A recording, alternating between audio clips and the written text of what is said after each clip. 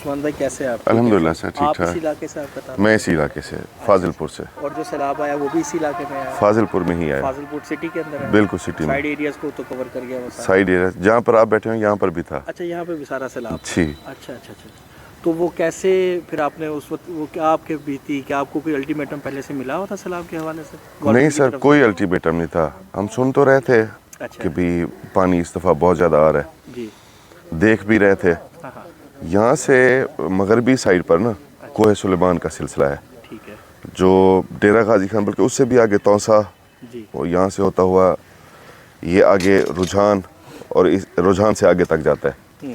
اس side پر پنجاب ہے اور اس کوہ سلیمان پہاڑ کی دوسری سائڈ پر یہ بلوچستان ہے, ڈیرہ بگٹی والا علاقہ.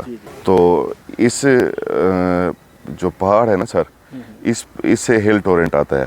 اس پر جو پانی بارش ہوتی ہے تو پانی صاف زیر پہاڑ ہے تو وہ پہاڑ پانی پی نہیں سکتا, ہارڈ ہوتا ہے. ہارڈ سرفیس ہونے کی وجہ سے وہ پانی نیچے آتا ہے.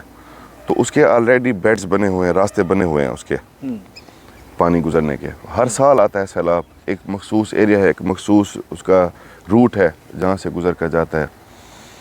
تو لیکن اس دفعہ پانی بہت زیادہ تھا.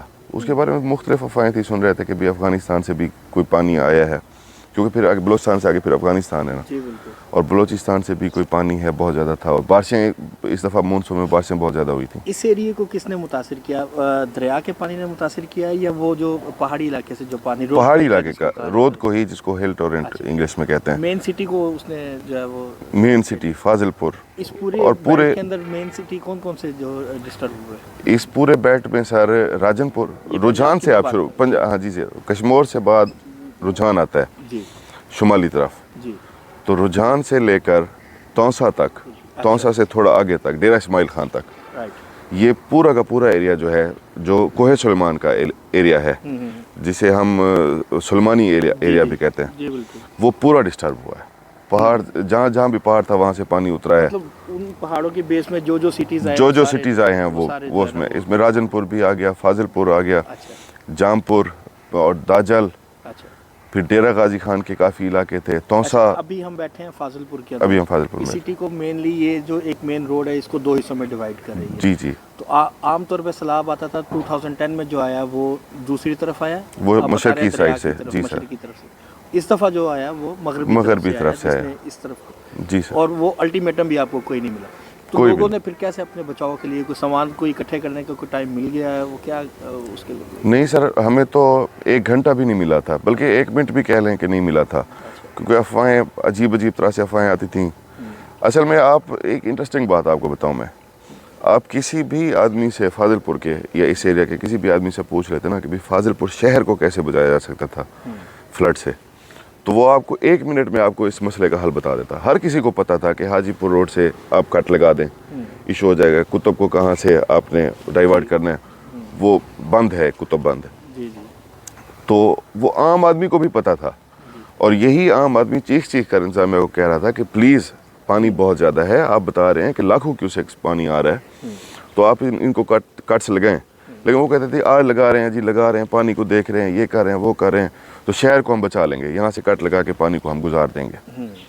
لیکن آخری مومنٹ تک جب تک فاضل پور شہر کے اندر پانی نہیں آ گیا, کٹ نہیں لگایا گیا, بلکہ اس کے بعد شہر میں پانی آ جانے کے 2 دن بعد اس کو کٹ لگایا گیا تھا. مطلب آپ کا کہنا ہے کہ یہ ہے کہ یہ جو ڈیزاسٹر ہوا ہے اس کی انکریزنگ میں جو ایڈمنسٹریٹو جو نیگلیجنس ہے بالکل بہت زیادہ ہے, بڑا کردار ادا کیا. اس کو روکا جا سکتا, شہر کو بچایا جا سکتا. اچھا, پھر جب پانی آ گیا اس کے بعد پھر فوراً آپ نے کیسے لوگوں کے لیے, ظاہری بات ہے سب وہ تو سارا ڈوب گیا, اور پھر کیسے لوگوں کی امداد کے معاملات, کھانے کا ایون سب سے پہلے تو کھانے کے لالے پڑ جاتے ہیں ہر ایک کو, کھانا کہاں سے آئے, وہ بڑا مشکل تھا سر, کیونکہ ہمارے لیے سیلاب کا پانی اجنبی چیز تھی, ہم نے کبھی دیکھا ہی نہیں تھا. ہمارے بڑے بتاتے ہیں کہ 70s میں 60s میں کوئی آیا تھا فلڈ, لیکن اس نے بھی شہر کو نہیں ڈبویا تھا. تو ہمارے لیے ایک نئی چیز تھی, ہم اس کے لیے نہ مینٹلی تیار تھے اور نہ ہمیں کوئی ایکسپیرینس تھا. تو اور پھر جو ہمارے علاقے کے جو ویلیوز ہیں نا, ٹریڈیشن ہے, وہ ہے کہ پوری برادری جو ہے وہ ایک مخصوص ایریا میں رہتی ہے, ایک بستی بنائی ہوئی ہے, وہیں پہ رشتے کرتے ہیں, وہیں پر ان کے تمام تعلق ہوتے ہیں. اس بستی سے ہٹ کر ان کا تعلق نہ ہونے کے برابر ہوتا ہے. جب پانی اس پوری بستی میں داخل ہوا تو ان کے پاس رہائش کے لیے کوئی جگہ نہیں تھی. وہ کہاں جاتے, کس کے پاس جاتے؟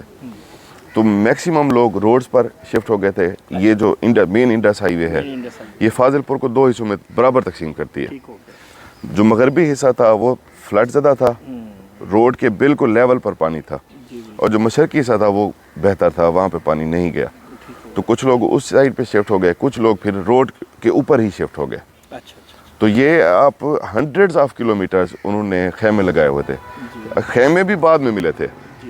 سب سے پہلے تو لوگ, آپ کو میں اس کا پاسے بتاتا ہوں کیسے بیٹھتے تھے. وہ آ کے جتنا سامان اٹھا سکتے تھے وہ روڈ پہ آ گئے. چارپائیاں تھیں کچھ لوگوں کے پاس, انہوں نے چارپائیاں کھڑی کی, اس کے اوپر کھیس ڈالے. کھیس یا ہمارے ہاں گندی ایک استعمال ہوتی ہے, وہ ڈال کے اس کے نیچے وہ بیٹھ گئے. اور بارش تھی کہ رکنے کا نام ہی نہیں لیتی تھی. 2 تو 3 دن مسلسل بارش ہو رہی تھی, اور کسی طرف سے کوئی بھی نہیں تھا جو بچانے کے لیے آتا. بارش سے بچانے کے لیے کوئی ان کو خیمے مہیا کیے جاتے. خیموں کا سلسلہ بھی, اور باہر سے جو NGOز آئی ہیں یا لوگ ہیں, وہ تو پھر آہستہ آہستہ لوگ آتے گئے. اس میں بھی ٹائم لگے. میرے خیال میں 1 ہفتے کے بعد کوئی ہم کہہ سکتے ہیں کوئی پراپر صورت بنی ہے کہ ان کو سیٹلمنٹ کی, ان لوگوں کو کچھ بہتر مواقع دیں, خیمے دینے کی, راشن دینے کی. مطلب سیٹلمنٹ سے مراد یہ کہ صرف بیٹھنے کی سیٹلمنٹ سے مراد جہاں پہ وہ پناہ گزین ہے وہیں پر بیٹھنے کی, بارش سے بچنے کی اور دھوپ سے بچنے کی. گرمیاں بھی تھیں, اگست کا مہینہ تھا. وہاں پہ کھانے پینے کا بھی ان کا ارینجمنٹ ملتا تھا؟ تو کھانے کا اثر پہلے دن تو ہم جو دیکھ رہے تھے بہت بری حالت تھی. انتظامیہ اس وقت جاگی ہے, انہوں نے کچھ کھانا وانا تیار کروایا ہے. ہم نکلے, ہم 2 دوست ہیں, ہم نے آپس میں مشورہ کیا کہ بھی ہمیں کیا کرنا چاہیے اس وقت. ہم نے کچھ دیگیں بنوائیں کھانے کی. ہم نے کہا کہ بھی یہاں کے جا کے ڈسٹریبیوٹ کرتے ہیں لوگوں کو. تو ہمارے لیے سر وہ بڑا تکلیف دہ منظر تھا کہ جب ہم تقریباً 20 دیگوں کا سامان لے کر, تو چاول وغیرہ پکوا کر ہم دینے کے لیے گئے, تو ہمیں لگتا تھا کہ ہم کافی ایریا کو کور کر لیں گے, کافی لوگوں کو کور کر لیں گے. لیکن وہ گھنٹے 1.5 میں ہی وہ تمام کے تمام جو ہے خوراک ختم ہو گئی. پھر ایشو تھا کہ بھی اب کیا کریں. ہم لوگ نان ایکسپیرینسڈ لوگ تھے, پرسنلی ہم نکلے ہوئے تھے, کوئی ہمارے پیچھے کوئی ادارہ نہیں تھا, کچھ نہیں تھا. تو خیر ہمارے ساتھ کچھ دوست تھے جو ڈسٹریبیوٹ کروا رہے تھے, انہوں نے فیس بک پر یہ پوسٹیں لگائیں کہ بھی ہم یہ ہمارے بھائی ہیں جو کھانا ڈسٹریبیوٹ کر رہے تھے. اس کے بعد سر رانا صاحب امیزنگ کوئی ایکسپیرینس تھا وہ. آپ یقین مانیں سر, پوسٹ لگنے کے آدھے گھنٹے کے بعد ہمیں میسج آنا اور فون آنا شروع ہو گئے کہ عثمان بھائی آپ فیلڈ میں, ہم نے آپ کو دیکھا ہے, کل بھی آپ کھانا دے رہے ہیں لوگوں کو. ہم نے کہا جی ہم کوشش کر رہے ہیں. تو ایک آدمی نے کہا آپ سر ایسا کریں 10 دیگیں میری طرف سے کر دیں, میں آپ کو پیسے بھجوا دیتا ہوں. تھوڑی دیر میں فون آیا جی 15 دیگیں میری طرف سے کر لیں. تھوڑی دیر میں فون آیا جی 10 دیگیں, 4 دیگیں, 5 دیگیں, اپنی مدد جو جاننے والے تھے, جو دیکھ رہے تھے. دوسرے دن سر ہم نے 50-55 کے قریب دیگیں پکوائیں سر, وہ ہم دوسرے دن ایگزیکٹلی. اور تیسرے دن ہم نے 237 دیگیں پکوائی تھی. اس طرح سے لوگ ہمارے ساتھ جڑتے گئے تھے. الحمدللہ اللہ تعالیٰ نے کرم کیا, ہم اپنی طرف سے کچھ نہ کچھ کر پائے. ابھی ریہیبلیٹیشن کے لیے کیا ہو رہا ہے؟ اس کے بعد سر خیمے وغیرہ آنے شروع ہوئے, لوگ وہاں پہ آ کے بیٹھ کے کھانا کچھ حد تک ملنے لگا. بہت بری حالت تھی, آپ دیکھتے رہے ہیں, اس میں پورے علاقے ڈوب گئے تھے. تو مہینے 1.5 کے بعد پانی جب ختم ہوا, پانی کم ہوا, تو لوگوں نے واپس بھاگنا شروع کیا. یہاں پہ خیمہ بستی, ہم نے خیمہ بستی بنائی تھی. ہماری ایک ادبی ثقافتی تنظیم ہے سوجل دھرتی واس, اس کے پلیٹ فارم سے ہم نے پھر ایک خیمہ بستی یہاں پہ بنائی تھی. اس میں کافی 200-250 کے قریب جو ہے خاندان اس میں رہائش پذیر تھے. ہم نے ان کو 3 وقت کا کھانا دیا تھا, راشن دیا تھا ان کو, اور دیگر ضروریات کی جو چیزیں ہوتی ہیں. اس کے بعد 1.5-2 مہینے کے بعد جب پانی کم ہونا شروع ہوا یا ختم ہونا شروع ہوا, تو لوگ واپس گئے تو گھر ختم ہو چکے تھے, ٹوٹ چکے تھے. اب ان کو اب ان کے گھروں کو ریہیبلیٹیٹ کرنے کا ایشو جو تھا وہ سب سے بڑا تھا. پردے دار لوگ ہیں سر, خواتین ہیں, ان کے لیے مسئلہ تھا وہ روڈ پر کیسے پڑی رہیں یا خیموں میں کیسے پڑی رہیں. پھر سردیاں آ رہی تھیں, وہ ایک اضافی مسئلہ تھا. اصل مسئلہ تو سب سے پہلا مسئلہ تو تحفظ کا ہوتا ہے. تحفظ جب گھر ہی نہیں تھا تو تحفظ کیسا. اس کے لیے ہم نے اپیلیں کی مختلف لوگوں کو. تو ہم نے 43 گھر ہم نے بنوائے ہیں سر. بتائیے کہ یہ جو آپ نے جب گھر آپ نے بنانے شروع کیے, اس میں ساری ایکٹیویٹی تو لگ رہا ہے کہ جیسے لوگوں نے اپنی مدد آپ کے تحت زیادہ تر کی. گورنمنٹ کی اس میں کیا انوالومنٹ؟ گورنمنٹ کی یہ پنجاب ڈیزاسٹر مینجمنٹ PDM جو ہے اس نے یہاں پر سروے کیا تھا گھروں کا اور ان کو پیسے دینے کا بھی انہوں نے کہا تھا. تو سروے کے حوالے سے بھی کافی حد تک کچھ متنازع رہا ہے. انہوں نے کچھ گھر ایسے ہیں جو ابھی بھی رہ گئے ہیں بلکہ موسٹ آف دا ہاؤسز جو ہیں ان کو وہ اگنور کیا گیا. اب پیسے آ رہے ہیں وقتاً فوقتاً، پیسے ان کے لیے آ رہے ہیں. کسی کو ₹1,00,000 مل رہا ہے، کسی کو 2 لاکھ، میکسیمم ₹4,00,000 تک وہ امداد دے رہی ہے گورنمنٹ. اور یہ تو ان کو واپس ان کے گھروں میں پہنچانے کا سلسلہ، واپس گھروں میں ان پہنچانے کے روزگار کے لیے. ظاہری بات ہے بھائی زمینیں تو وہ بیرن ہو گئی ساری، وہ جی وہاں پہ تو کچھ اگانے کے زمینوں کا یہ عالم ہے سر. میں آپ کو کہیں پہ ریت ویڈیوز آ گئی ہے. جی میں آپ کو ویڈیوز دکھاؤں گا. جی زمین یہ سیلٹ لایا، پانی جو ہے نا سر اپنے ساتھ سیلٹ لایا. جی وہ سیلٹ کتنا خوفناک ہے سر، وہ آپ ویڈیو دیکھیں گے تو آپ کو پتہ چلے گا. وہ جو درانتی وغیرہ یا وہ کہی ہوتی ہے، ایک اس کو اوزار ہوتا ہے کاشتکاری جو میں استعمال ہوتا ہے، جی وہ سر اچٹ جاتا ہے اس پر، وہ نہیں لگتا. اتنا بھاری پتھر کی طرح مٹی ہے. جی سر، وہ توڑا نہیں جا سکتا سر اس کو آرام سے. اس کے لیے مشینری منگوانی پڑتی ہے اس سیلٹ کو ہٹانے کے لیے. وہ ہٹے گی، اس کے بعد نیچے زمین نکلے گی پراپر، جس کو ہم پھر کاشت کے قابل بنائیں گے. اس سیزن میں تو وہاں پر کاشت نہ ہونے کے برابر ہوئی ہے. مطلب ہے اس سیزن میں اگست سے لے کر اب تک بہت کم جگہوں پر کاشت ہوئی ہے. موسٹ آف دا پیپل ابھی بھی بے روزگار ہیں. ان کے پاس اس وقت انکم کا کوئی ذریعہ نہیں ہے. ان کا دو چیزیں ہوتی ہیں سر انکم جنریٹ کرنے کے لیے ہمارے علاقے میں. ایک ہوتی ہے فصل، ایک ہوتی ہے چھوٹی چھوٹی دکانیں. بستیوں میں چھوٹی چھوٹی دکانیں ہوتی ہیں. پلازاز تو نہیں ہوتے نا، شاپنگ مالز تو نہیں ہوتے، چھوٹی چھوٹی دکانیں ہوتی ہیں. اچھا، چھوٹی دکان والا جو ہے، میں اکثر مثال دیتا ہوں ایک کریانہ والے کی. کریانہ والا جو ہمارے یہاں ہوتا ہے نا سر، اس کے پاس میکسیمم ہوتا ہے 60,000 70,000 لاکھ روپیہ اپنا. وہ ₹1,00,000 کا سامان اٹھاتا ہے. پھر جو ہول سیلر ہوتا ہے اس سے ₹2,00,000 جتنا ادھار لیتا ہے وہ، جو وہ ڈیلی کی بنیاد پر کسی کو 200، کسی کو 400، کسی کو 500 قسطوں میں وہ ان کو پے کرتا رہتا ہے. پھر سامان اٹھاتا رہتا ہے. وہ مطلب ہے اس کا سرکل جو ہے وہ ادھار میں ہی چل رہا ہوتا ہے. مطلب 1,00,000 اس کا اپنا، 2,00,000 ادھار.